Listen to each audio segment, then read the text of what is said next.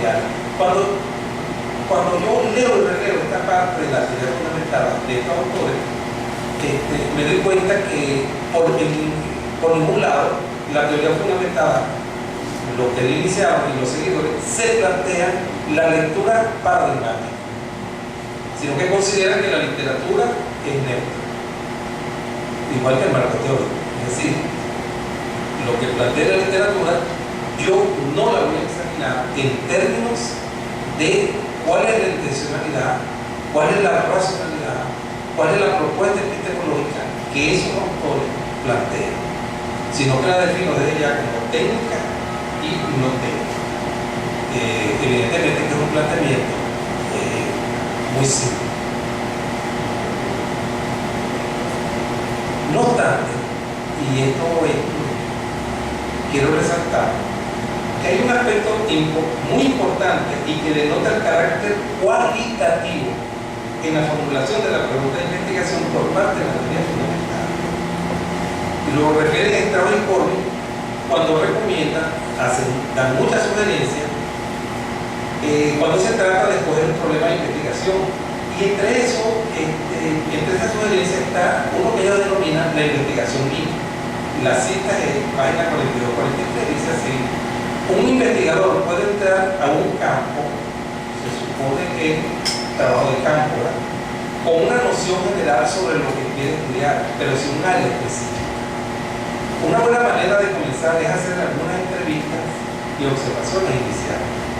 Si el investigador escucha con cuidado, observa la forma de hablar y las acciones de los entrevistados, entonces el análisis nos puede llevar a descubrir los asuntos importantes o problemáticos en las vidas de ellos. Es cierto que no existe un único enfoque relevante, pero al cual al que se llega por medio del examen respetuoso de las preocupaciones de los entrevistados reduce el riesgo de ser inapropiado o meramente trivial. Una postura cualitativa.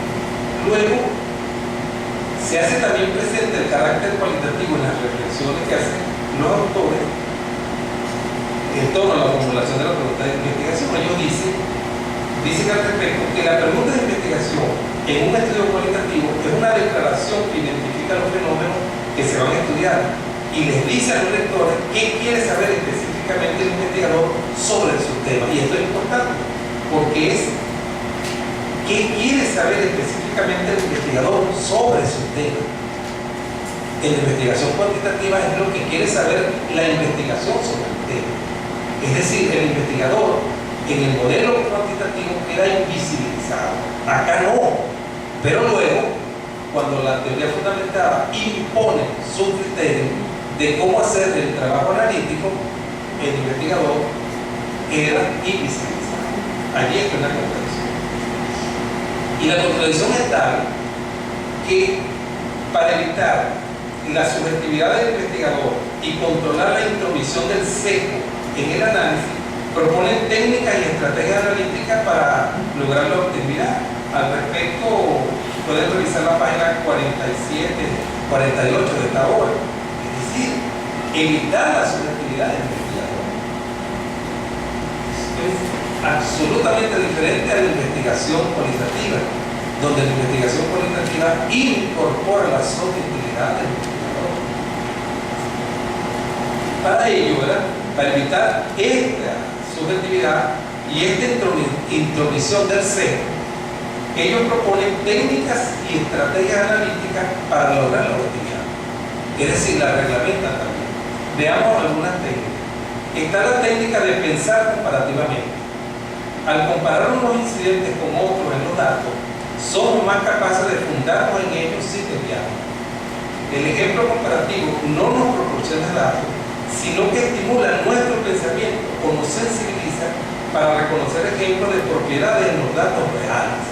En otras palabras, hacer comparaciones obliga a los analistas a examinar los datos en el nivel de las dimensiones y de las propiedades de estos. Se pierde el carácter hermenéutico del investigador. Queda preso o reducido a los datos.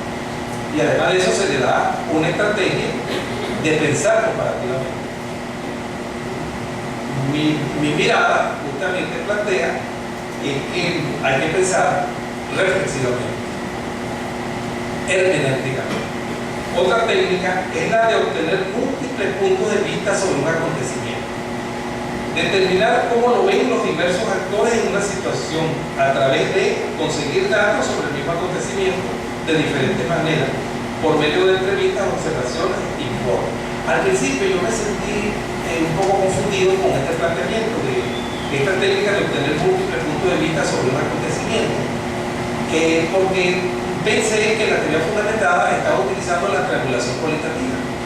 La triangulación cualitativa la utiliza el investigador cualitativo no porque el dato o la propiedad del dato así lo exija, sino porque ontológicamente el planteamiento cualitativo entiende que la realidad que yo investigo es versionada de diferentes maneras. Por lo tanto, yo no puedo hablar de conclusiones en la investigación cualitativa, porque si yo hablo de conclusiones, yo estoy cerrando la realidad social y estoy negando ontológicamente que ella, a pesar de que yo la investigue y que yo termine la tesis y deseo que, bueno, que todos la terminen, ¿sí? No obstante, la realidad está aquí.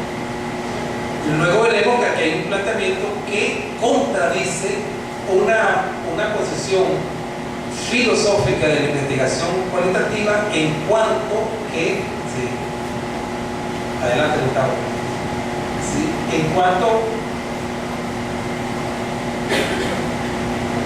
al relativismo ontológico. Fíjense la supremacía que adquiere el investigador en la investigación. Observen cómo se le controla su subjetividad. Y esa supremacía que él obtiene en la investigación viene dictada por un trabajo analítico sustentado en base.